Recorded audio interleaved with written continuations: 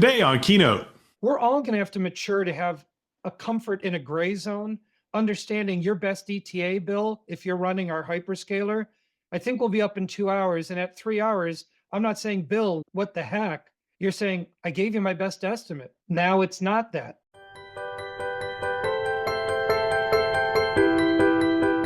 My name is Bill Russell. I'm a former CIO for a 16-hospital system and creator of This Week Health, where we are dedicated to transforming healthcare one connection at a time.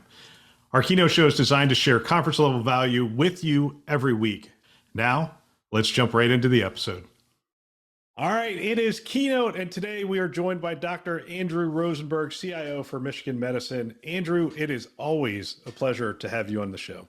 Yeah, you too, Bill. Thanks. I'm looking at your study. By the way, it is the perfect study. It should be like if we were going to rebuild the game Clue, that's what the study would look like. Tons of books, great furniture, love it. Are you still teaching? Is that still one of the things you're doing? Yeah. In fact, just 2 weeks ago, I gave a very big lecture to School of Public Health, Clinical Informatics. I was asked to give an AI lecture on AI in health to undergrads at the University of Michigan. I thought, that's a pretty broad topic. So I had to divide the topic into, let's just define health and healthcare, define AI, and then I very quickly got into just example after example with lots of pictures. And it was great. It was an hour-and-a-half lecture, and the questions were really great, as you'd expect from undergrads. But I still teach. I stopped practicing critical care about a year and a half ago, and I miss that personally deeply. But I still will go up in the ICU and do sort of senior guest rounds. And I'm also part of our critical care journal club, so I stay very involved in that. It's impossible to do it all, isn't it? Yeah. All the physicians who I know that are CIOs, they have this dilemma, and a lot of them choose to continue to practice because they love it. That's why they got into the field. But at some point, they just look at it and go, man, there's just so many demands for your time. It's sometimes hard to keep that up. Yeah, the best who I think, two people I know perhaps better than some of the other physician CIOs is Jeff Ferrenti at Duke and Mike Pfeffer at Stanford. They both are still practicing. Jeff in particular is a neonatologist. And what they'll say, and it makes a lot of sense, they say they have great teams, they have incredible trust. So the reality is they can delegate day-to-day work, and it works. For me, I needed to do 5 to 6 weeks of critical care to be competent in our advanced cardiac surgical ICU. And I just couldn't find 5 or 6 weeks in addition to everything else I wanted to do. So I had to make that separation. But they seem to do it well. Maybe they're just incredibly better doctors and CIOs than I am. Those are two incredible leaders. A lot of stuff going on in Michigan, new buildings, new consolidation of systems and whatnot. Give us an idea of the journey. I think anytime you're putting a building in, that's top of mind, but anytime you're doing a consolidation, that's top of mind.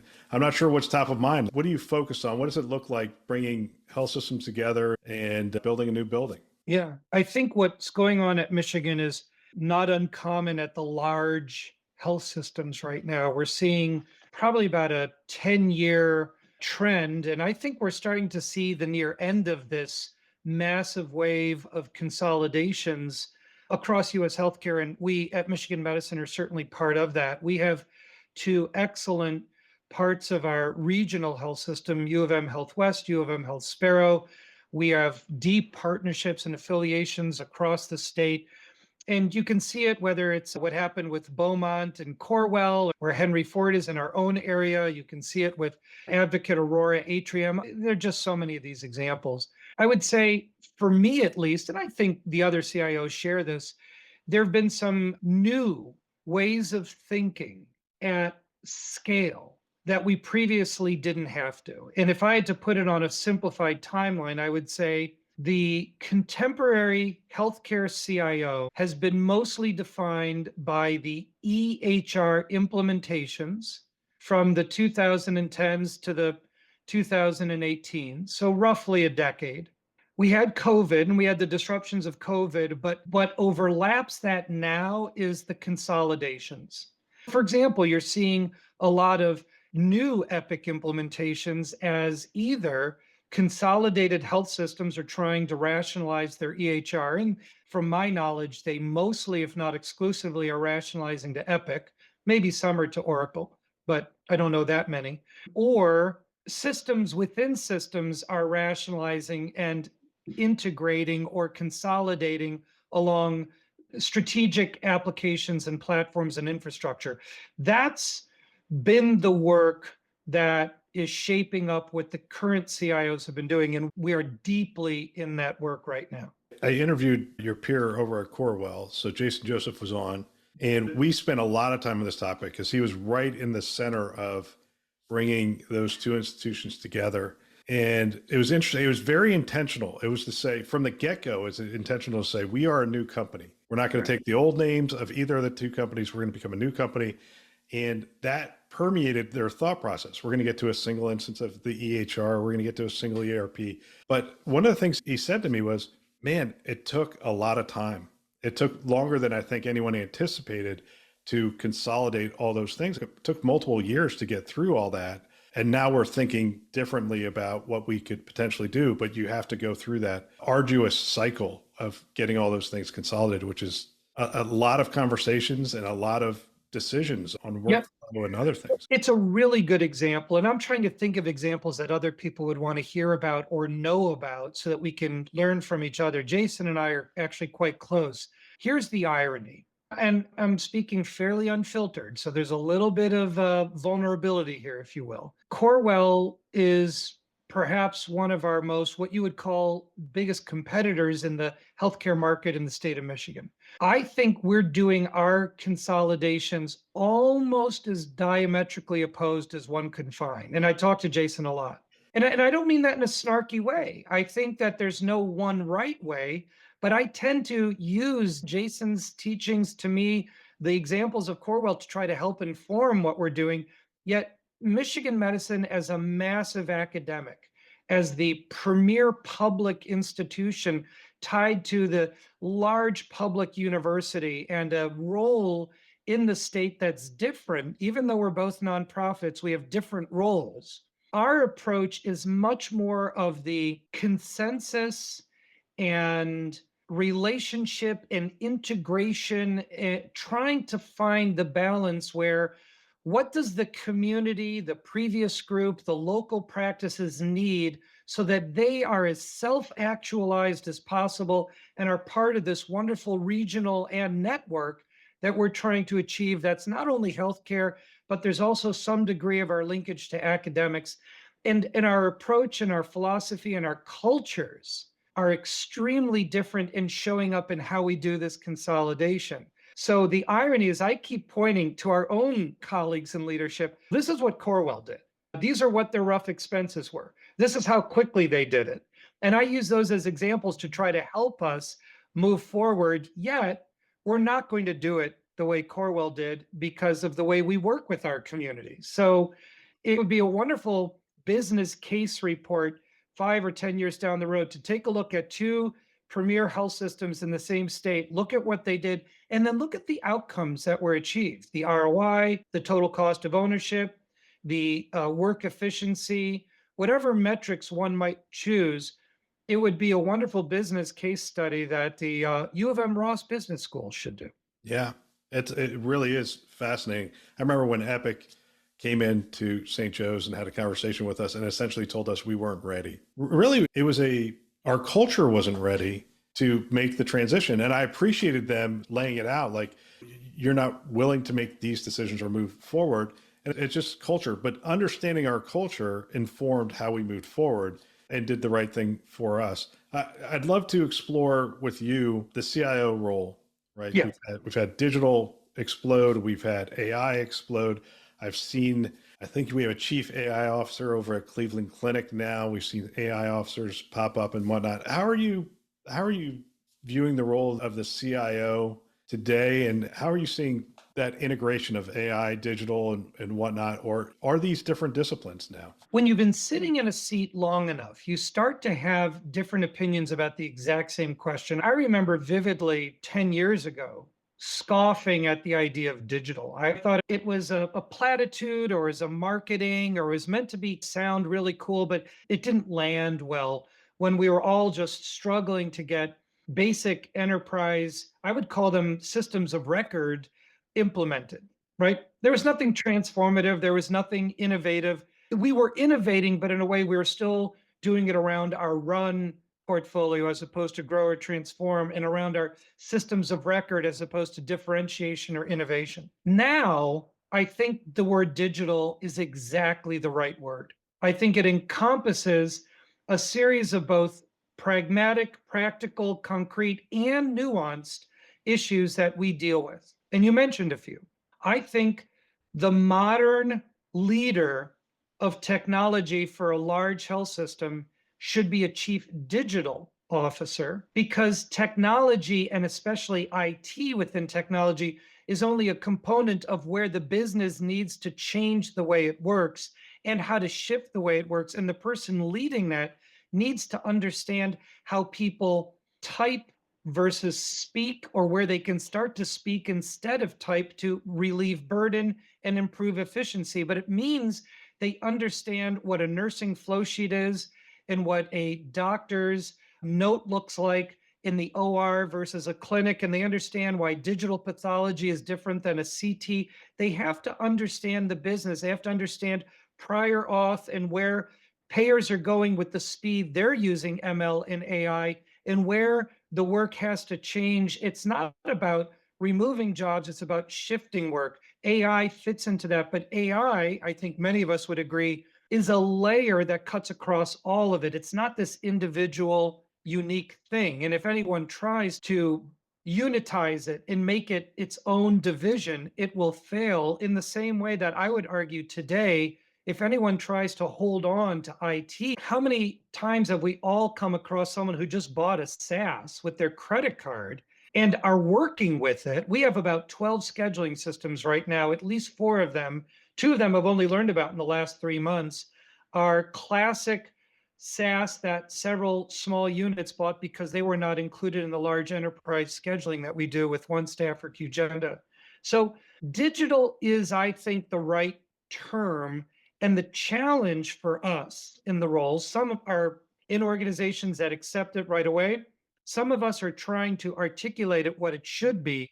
But I do think the chief digital officer is the right role going forward, where technology is enabling things. And one might argue, ironically, that we go back to having a CTO run the IT portfolio of IT services and products and infrastructure, especially now with more and more cloud work that I hope we can talk about. And the chief digital officer is helping to coordinate and orchestrate all of the new business things, AI being one of them, burden reduction and efficiency being another, communications and how people will work in the next 5 and 10 years, and where opportunities are for things like precision health and new data types like sensor and genomics. That's what the CDO should be doing. We had this conversation a little while ago when Ascension hired their CDO and the CIO reported into the CDO.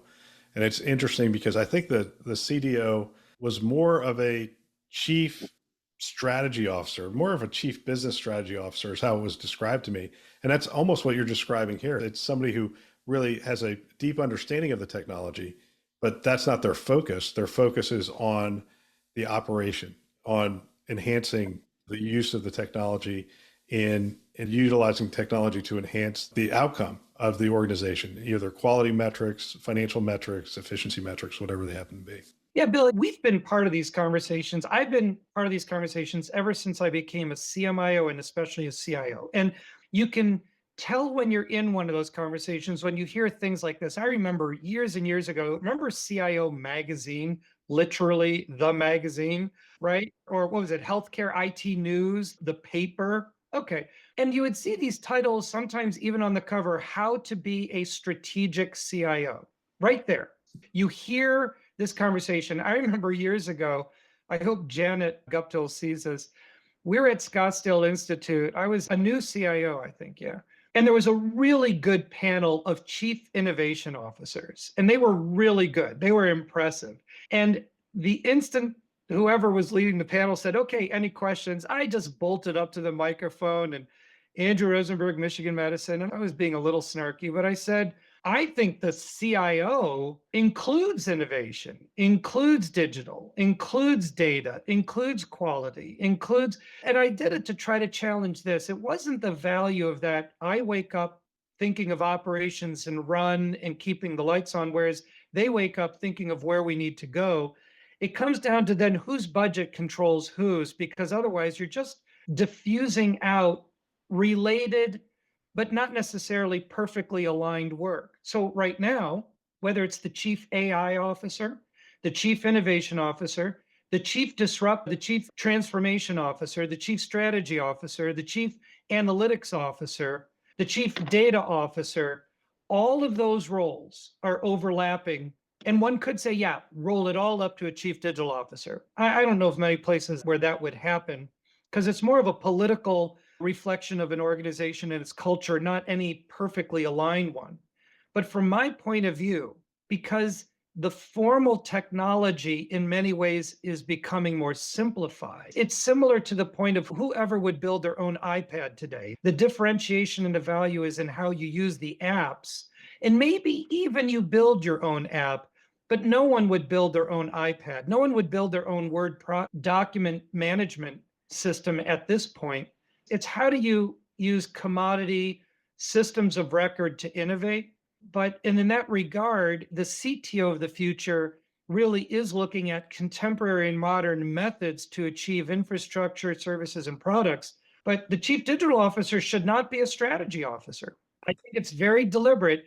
The chief digital officer should have a really good understanding of how the place works. It's almost a combination of a chief operating officer and a traditional CIO together, but with the lens of where digital and technology enablement will help new work. That's where I think this role is. We could stay on this topic for a while, but some of the things you just said lead into cloud, right? So cloud is this acknowledgement that we can't do anything special in our data center that is going to fundamentally differentiate us. And we're adopting these new models. How are you guys thinking about the cloud? We spent a lot of time on the cloud the last interview I did with you. Yeah. Because you guys were right on the cusp of that journey. Yeah, so we've done some really cool things. We're by no means the first or even in the absolute top 5%, but we're very quickly be in the next 5%. And at the scale, we're doing some massive stuff. So we did an enormous number of RFPs. We have a really robust wide area network architecture that we're building out with AT&T with a lot of redundancy. We have a co-lo data center with Digital Realty to work with us. We are partnering with Microsoft Azure, though we also have landing zones with AWS and GCP, but Azure is our strategic partner to get out of the data center business. And within 2 years, maybe even faster, ideally faster, we will be out of our secondary data center entirely. We'll be moving Sectra to the cloud, and we'll be moving full Epic onto Azure, full Epic, at the scale and at the size that we're doing. All of that prep work I've talked about before, we have all of the now steps moving forward. We're in final contracting with Azure and the system integrators in order to do that work. We're working with Ahead and Optimum, excellent partners to do this work. And that's not me shilling for them. That's me giving specific details of what we talked about. That was what we're looking for. Now we're moving forward with those partners. That's a very complex, incredibly important partnership like we did this would be, if you and I were in 2009, I would have said the same thing, that we're working with Epic and Deloitte to do this incredibly complex thing that we did so well. I have the same mindset now. And that's still, in many ways, while we're going to do some cool, innovative things, I still think we're still just talking about run and systems of record, to be frank, so that we can use Fabric to do really cool precision health and connect with many more groups so that we can bring in our affiliates and partners into this complex system of consolidated work so that we can actually do it cost efficiently. I was really skeptical about the cost of cloud. Now I'm much more reassured that it's probably going to be neutral at worst. And I think we have opportunities to distinctly show where we can add savings. Whereas many of my peers, and I talk to them a lot, have said, I don't necessarily see the ROI yet. So we're going to stay tier 3, tier 4, separate hot data center. And I get that. We're at least getting out of the secondary data center business. We have a really good primary data center, but we're going to do this comprehensive move. We have identity issues to work through. We have security. We have software defined networking issues, all of which are new to us. We have upskilling of our talent. We have so many pieces to do, but we're moving at pace now. It's not cloud first, cloud smart. It's, to me, contemporary strategic enterprise platforms in order to do all the new work that we all know we need to be doing, and to do it as efficiently as we can. Give me a learning from this. Something that as you were moving into it, you recognized that maybe you didn't know as you were going into it. I remember the phase I skipped as a CIO, because we did this cloud migration, is I didn't bring the IT organization along. And so my biggest resistance came from the IT organization. I did a good job throughout the entire organization, except my own team. I didn't explain to them how their jobs were going to change and how we were going to skill them and all that stuff. It's so obvious now. I can't believe I've missed it, but it is.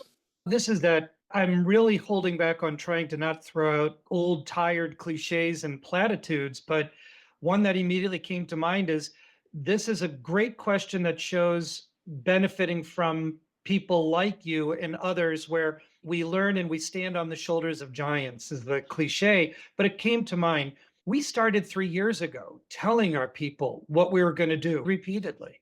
I've been in front of the entire IT group a half a dozen times easily, saying, this is what we're planning to do. This is where the future is going. Here are all sorts of cloud education certifications that you can do. They may not be perfect. This was, by the way, before we had selected our hyperscaler, because in our selection, I got to tell you, the hyperscalers are actually all really good. The differentiation, what I found, were fairly nuanced. We had the luxury of having certainly 2, maybe even 3 really potentially good choices for our hyperscaler. But some of our staff said, we want to wait to see which one before we get into the training. And I said, do the training. And some did not avail themselves of it. It's not a big problem, because now they are. They were the people who said, no, I want to wait. Is it this one or that one? No, it's this one. Great. I'll start working on that. That's actually not going to be our problem. People are actually excited. And I don't want to dismiss or underemphasize the importance of what you brought out. We just did that one reasonably to very well. Not that we don't have people with angst and worry. I have great confidence if I went in front of the roughly 900 people in our group and said, how are you generally feeling about where we're going with cloud? The vast majority would say, we've been anticipating this. If anything, they're eager. They are probably very understandable. We have no doubt where we're going, what we're doing, and why. Our challenge is, how do we do that and all the stuff we need to do? Would be a very tactical issue, not a strategic or existential at all. The learnings, I would say, would be 2. And partly, we're not there yet enough for me to really feel confident yet, but I think I've heard this from our vendor partners enough that I think it's true.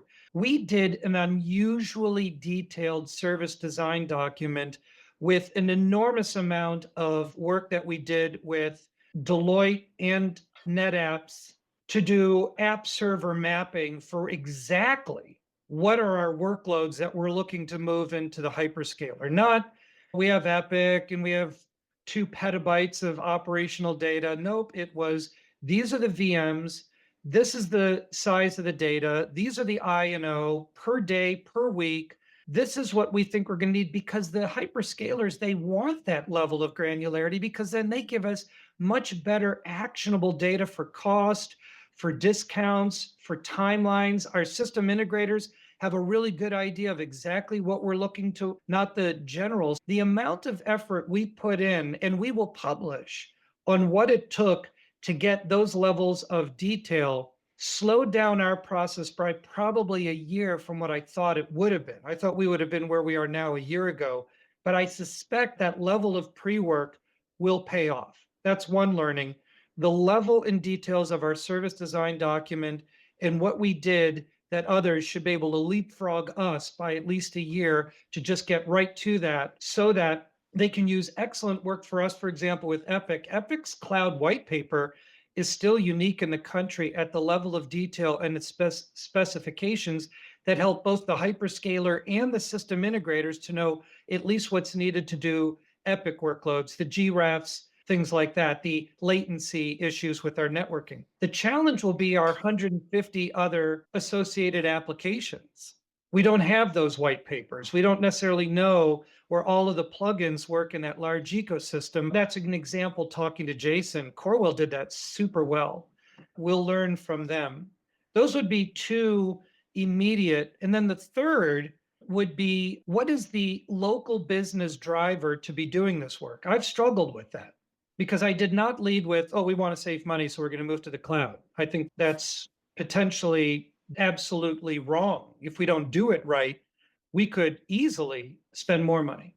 Was it the security imperative or was it the business continuity imperative? For us, ultimately, we had a 23-year-old tier one secondary data center that needs a very large capital refresh in 3 years, and I used that. I just leveraged that.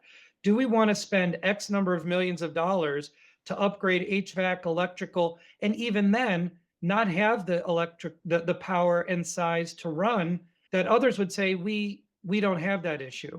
Our primary data center is not that case.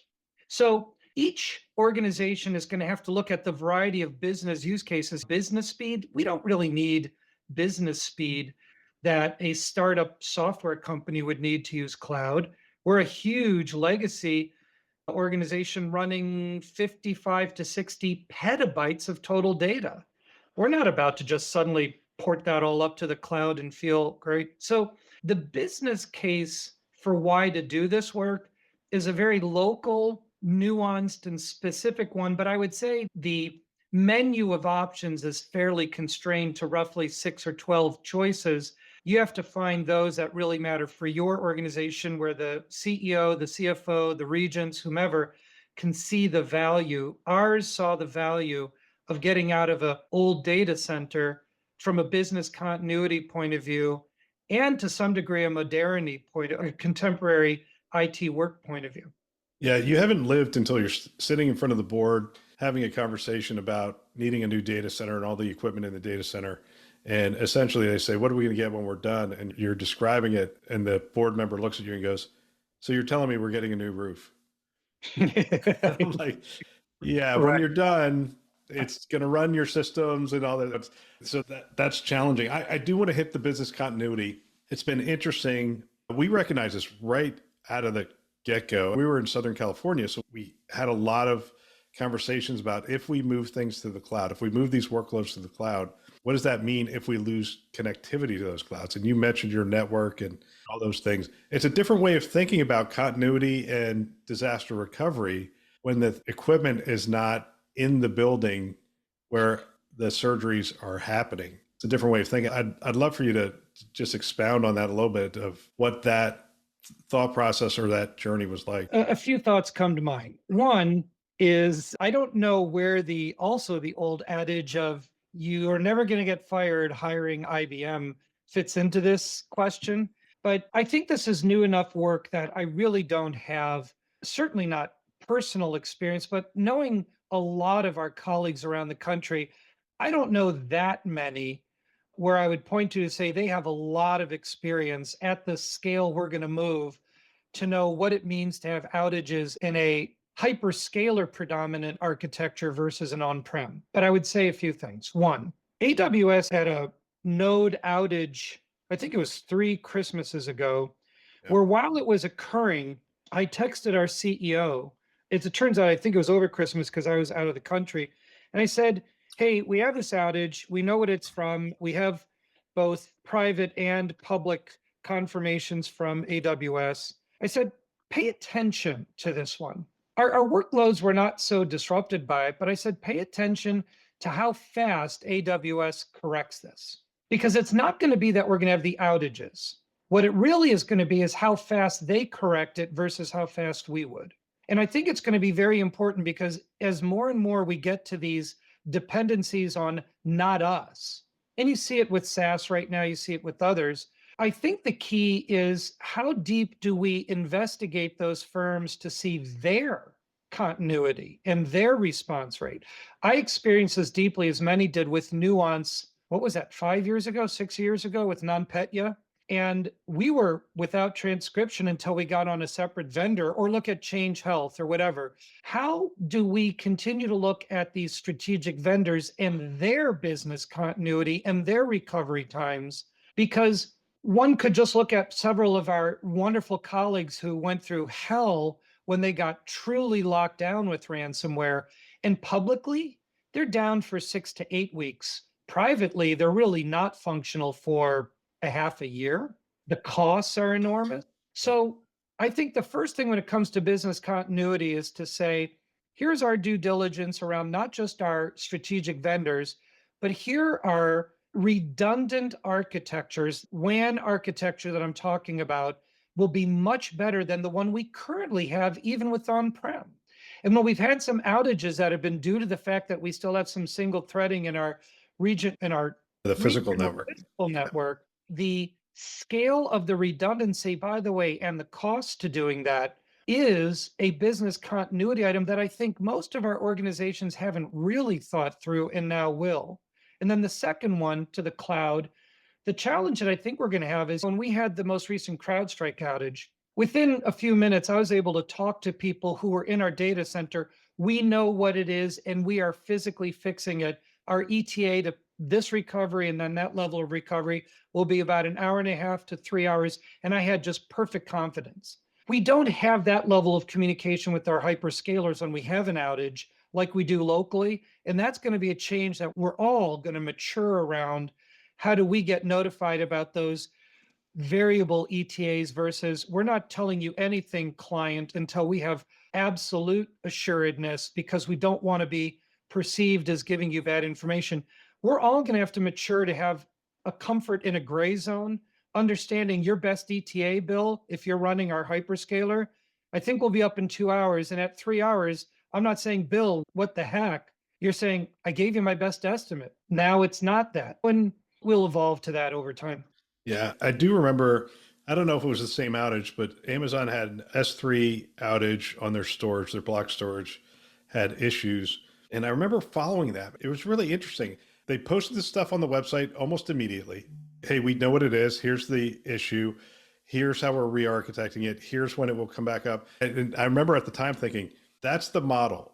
Like, that's the communication model for, they have to let the world know. They have to let Netflix users know. It's right. And that's my point. Amazon has their act together. Microsoft has their act together. HP Evergreen, Dell, these really big hyperscalers, they're big and professional and they have their act together. But I still think that level of extra communication and comfort with communicating uncertainty, I suspect will still have to mature even more.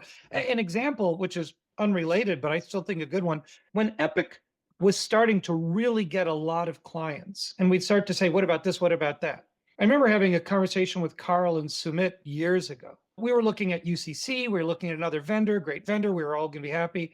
We were within days of finalizing that contract. And then UGM comes out and Epic says, oh, we're going to UCC. And I said, why aren't you telling us where your roadmaps are? And the answer was understandable at the time, but I think they've matured enormously since then. If we don't meet our deadlines, if we don't meet their expectations, we have clients who are really unhappy with us. I said, what about your clients who are great partners who get unhappy when you don't indicate? Epic is showing, and has been for the last 5 or 6 years, where they are, where they know they'll be in a year, and then what they're thinking about, with no expectation that what they're thinking about will happen or time. I think that's an example of a co-maturation. I suspect as we go more and more hosted, whether it's hosted, oh, by the way, Epic does a great job hosting too. As we mature, I think, to your point about business continuity, the hyperscalers are going to have to mature to a level of current discomfort to say, here's our best estimate, but we're not going to be held to it, but we're giving our best effort. And thank you. That's enough, because that's what we did locally. Yeah, it's managing expectations. Yeah, Andrew, the last time we talked, we ended up doing a two-part series because you and I can talk. We're both talkers and we love this topic, and there's so much more to talk about. I didn't even get to broach the future with you, and I love our conversations about the future. We will have to do this again early next year. I'd love to circle back. We're just at the start of our normal conversations. Hey, let me do this. Let me put a teaser for part 2. In case you haven't seen Wicked, go see Wicked. It's an exceptionally well done. It was really good. I was impressed. Yeah, and I understand why they had to do it in 2 parts. My daughter's a music theater, and my whole family's big music theater. Here's the teaser. The future is all about 3 things that come together. And I'm really spending more and more of my time. And when I go back to being an academic professor, I will be doing this even more. New data types, think multimodal data, sensor, genomic, pharmacogenomic data, true big data, the new analytics and data management needed to manage that type of data. But interestingly, the infrastructure and technological enablement to make those 2 work, shine that lens on problem areas of healthcare. And that's where we'll see new advances in healthcare, where that digital mindset will be working together to help that happen. That's the topic I would love to talk about. Oh, absolutely. Andrew, I want to thank you for your time. And man, I hope you get a little bit of a break over the holidays, because the speed appears to only be increasing in healthcare technology. Yeah. Thanks, Bill. Appreciate it. Thanks for listening to this week's keynote. If you found value, share it with a peer. It's a great chance to discuss and in some cases start a mentoring relationship. One way you can support the show is to subscribe and leave us a rating. Love it if you could do that. Thanks for listening. That's all for now.